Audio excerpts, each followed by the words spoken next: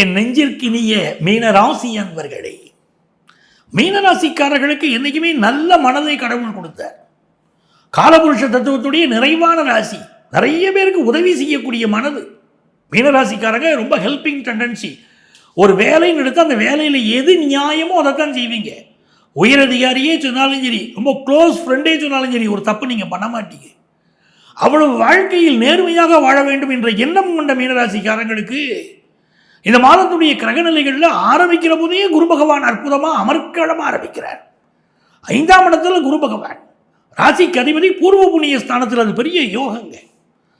பூர்வ புண்ணிய ஸ்தானத்தில் குரு பகவான் உட்கார்றாருன்னா உங்களுக்கு வழிகாட்டுவதற்கு உங்கள் குலதெய்வம் காத்திருக்கிறது.